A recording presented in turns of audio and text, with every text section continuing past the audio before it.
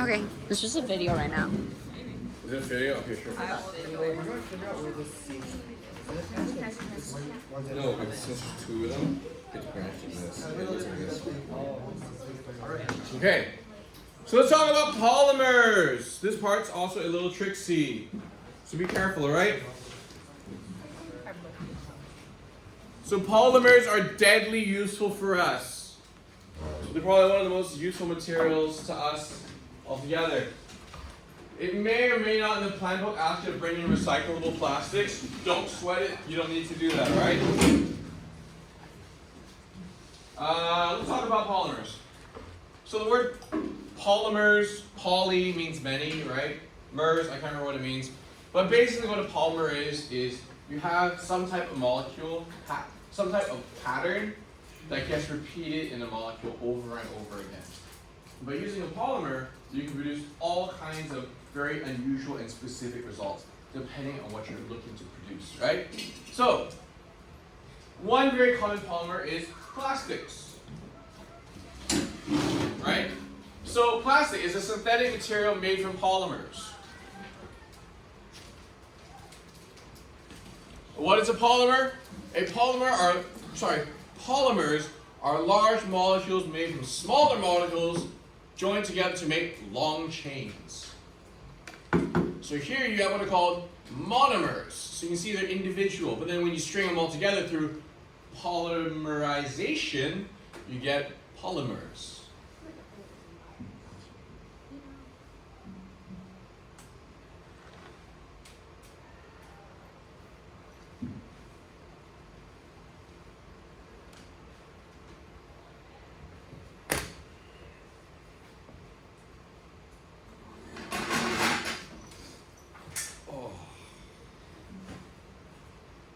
Cool?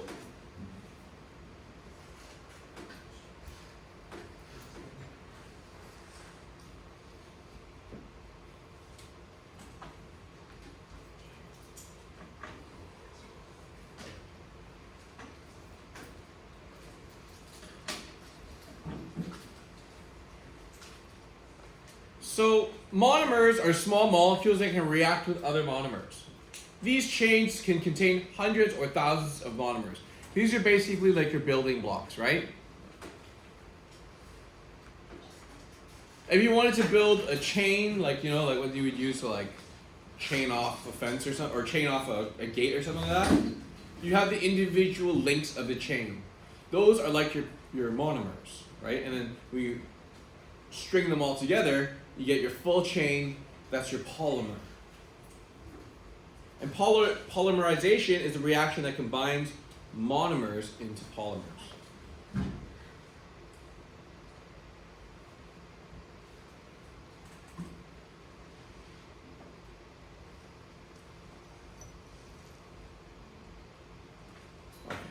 Lovely?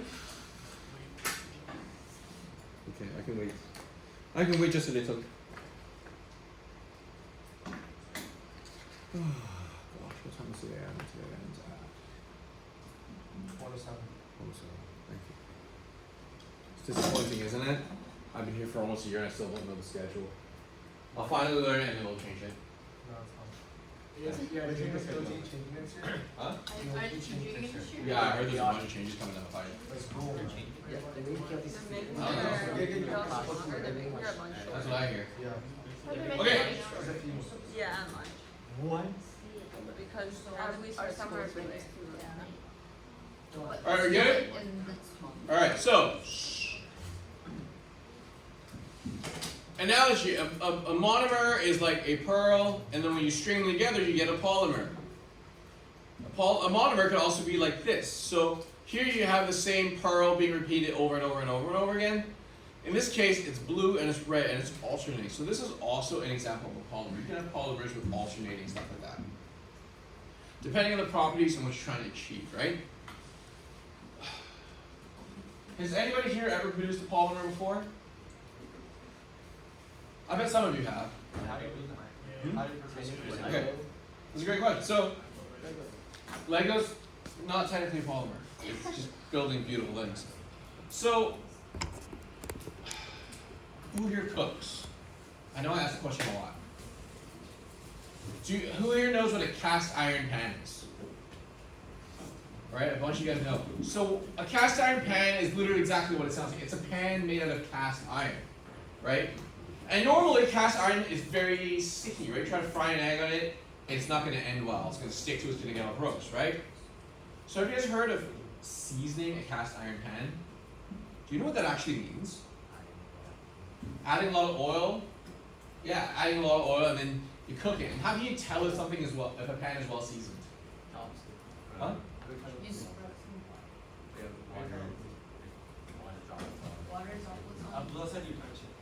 Touch it? Well, when a pan is well seasoned, it's very non-stick, right?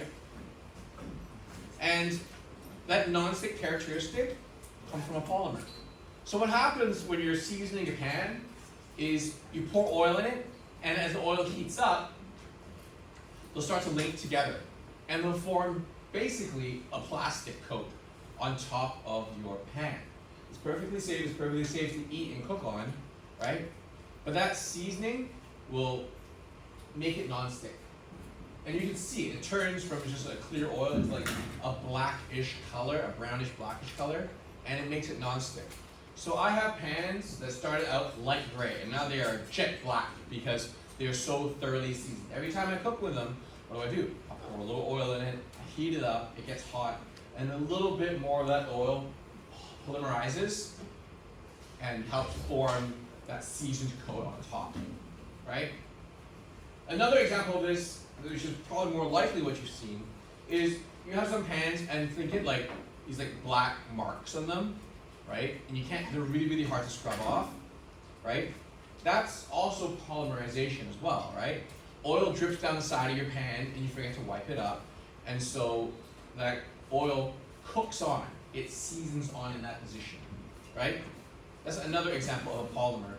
Well, it's the same thing really. But that's sort of where you might have seen polymerization. So, look at these products and which of these are made of polymers. What do you think? Okay, let's go through it, right? Who thinks silk is a polymer? How about rubber? Teflon? Bulletproof vests? Wetsuits? Nail polish? Hair? DNA? Lululemon pants? And silicone? How do you know? Just guess. Well, based on what you know at least. Or you can just guess. These are all polymers. These are incredibly useful to us. So, let's talk about polymerization. So, you have basically what's called your addition reaction. So monomers contain a double bond, which then react in addition reactions to form long chains of repeating subunits. So I have this happy little, what is this called? What is this molecule called? Ethene, or you can call it ethylene as well. And when you polymerize them, they turn into these long chains, right? So something worth noting here is that this is your subunit, right? Your subunit is kind of like, if you look at the pattern and you figure out where does it start to repeat itself, that would qualify as a subunit.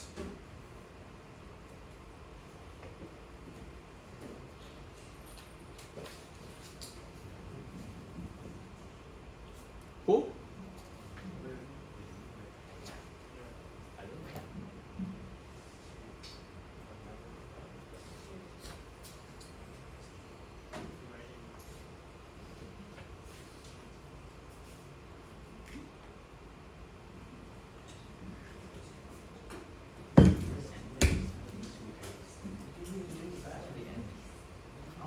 Oh my god. Hey, before I forget, is anybody going on that, what's it called? First Nations field trip, I think it's called? For a First Nations cultural program. Is anybody going on that one here? No one? Alright, thank you. Okay, can I move on? You want 2 more minutes? Alright, fine.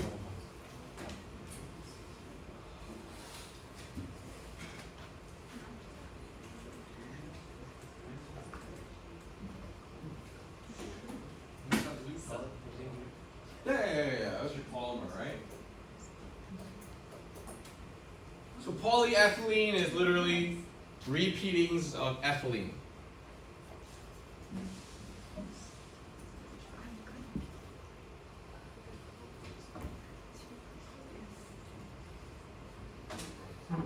Oh my god, there are notes here.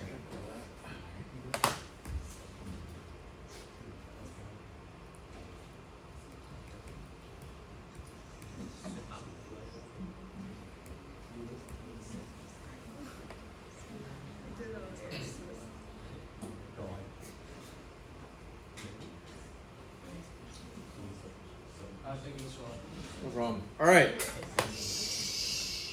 So is there an upper limit to how long these chains can be? There isn't. So you can have molar mass of like 6 million, right? Because they can just continuously string on and on. Huh? Yeah, DNA can go very, very, very long time. So another example of this is tetrafluoroethylene, right? So you know how to come up with this name. Tetra means 4 fluoros, right? And ethylene is 2 carbons, and there's only 2 positions, so it's fluorine, fluorine, fluorine, fluorine. So in this example, when you string them together, you get polytetrafluoroethylene, which is Teflon. And I think this is kind of where people are not super jazzed about using non-stick pans, because although the Teflon is very slippery, it can be damaged and release harmful gases, to my understanding. That's why I only use cast iron pans. Huh? And a regular pan? What were you saying? All natural pans? They are all natural. I use high carbon steel pans. And woks. Huh? Heck. Oh, the hex clad or whatever? Never used it before. Yeah? Sorry? Why is it ethylene? Ethylene is just another way of saying FP. Okay?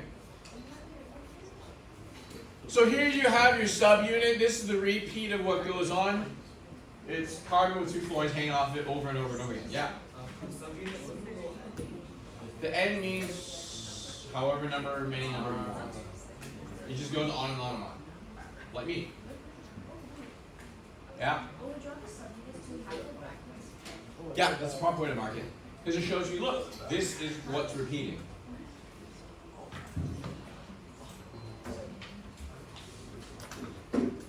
Alright, we good? Okay. So this is our Teflon. So rubber. Rubber is a natural polymer. So you have isoprene, which looks like this. And so what happens when you get a polymerization action is it forms chains of this. So you have like single bond, double bond, single bond, and then you have a methyl group hanging off of it. And this gets repeated over and over again. And as we know, rubber is very useful for all kinds of things, right?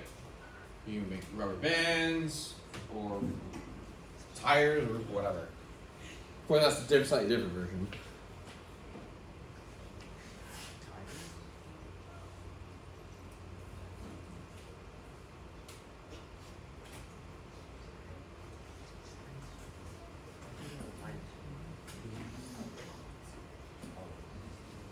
Good?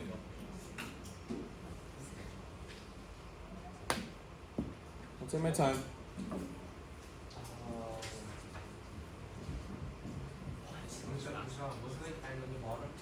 Huh?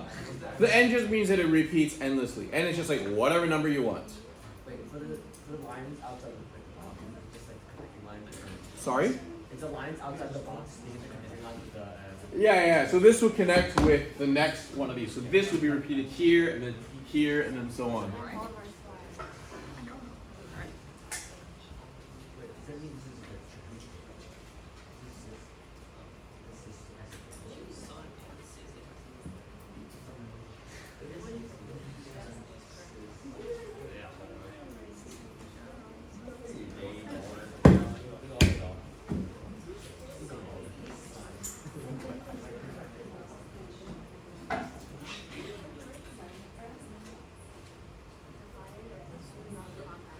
Okay.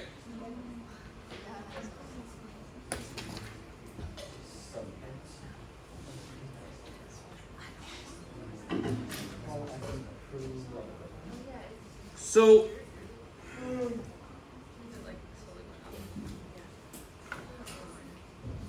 oh, nice.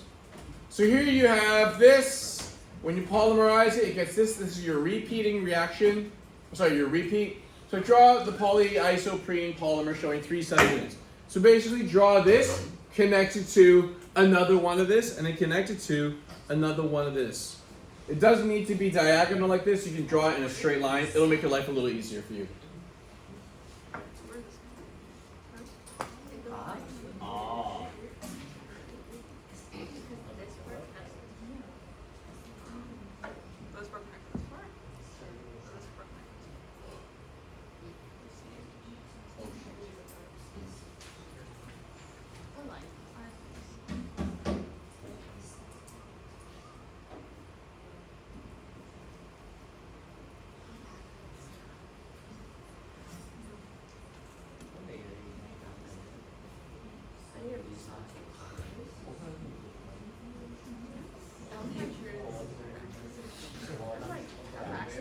Is this still recording?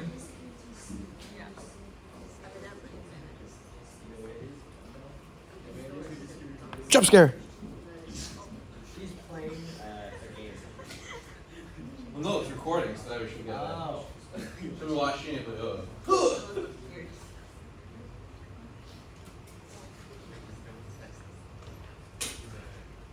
Well, be on this test. What time did I jump scare? We got one. One. Okay, let's do it. Let's do this one. So this one obviously shows the shape nicely. Try to keep it easy. You're just gonna draw this. So you have your this, and then you have CH2, and then you have your carbon. We know there's a methyl group dangling off of this one, and then a double bond, a carbon, a hydrogen, and then a CH2, like this. So this molecule is this, all right? I've just copied it down, and I've drawn it in a straight line to make my life easier. So now, very simply, I repeat it. Yes, sir? Can you make the H in the second C on the same line? Like H like this? Yeah. I could, but I just chose to do it this way. That's fine too. Okay.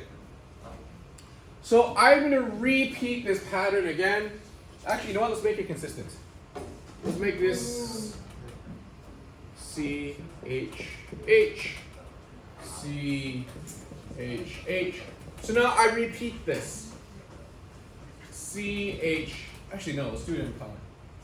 Let's do it in, I don't know, black. Maybe in black and white now. So you have C, H, H. Like this. And then you have C, CH3.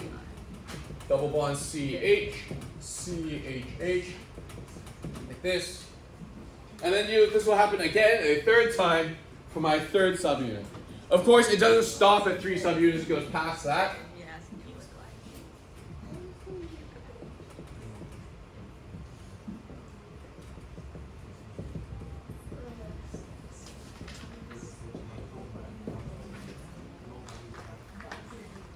Does this kind of make sense? Shine. Draw the same thing over and over again. Repeat, right? It's like if I said to you A, B, C, A, B, C, A, B, C, what's probably going to come next? A, B, C. Oh. Wait, yes.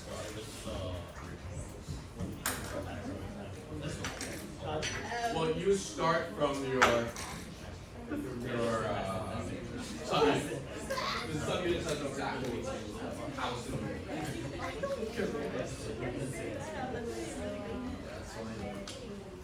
Okay. So if we look at a final answer here, you see exactly what I described. You see here that it repeats over and over and over. This one's been capped on the ends with hydrogens, as you would expect the caps to be. So you can add a hydrogen here and a hydrogen here to end them off.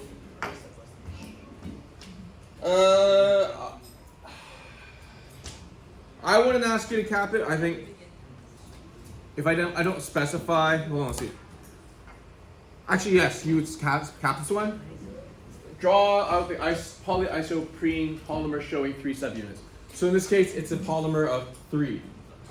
So you would just cap the ends with hydrogens. So this is called a linear polymer. It's a straight line and it repeats itself in a straight line.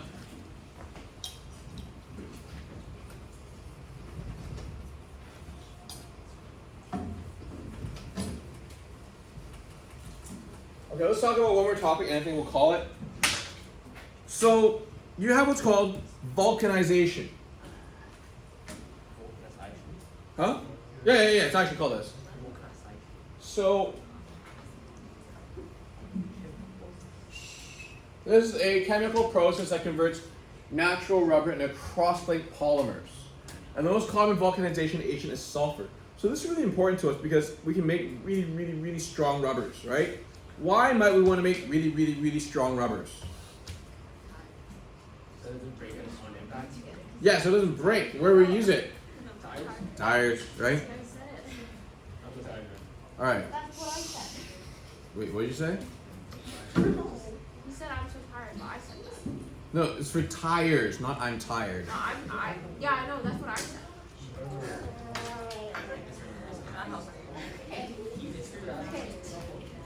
I'm just surprised. Stop crying. So tired.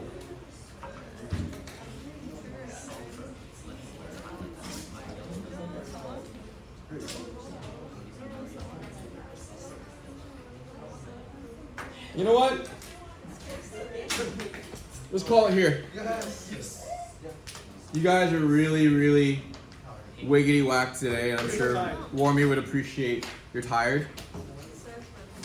I'm sure Warmir would appreciate to be able to see this in person. Is she back tomorrow? She's back on. Next week. Do you guys know what we should do? We should give her a surprise quiz. Yeah, that'd be hilarious, right? You know?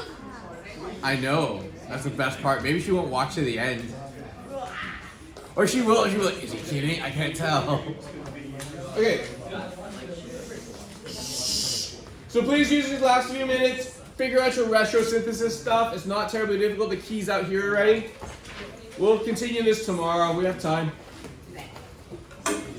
Oh my god. Okay. Today. Is it done? Do you have Yeah, more? Paul, yeah.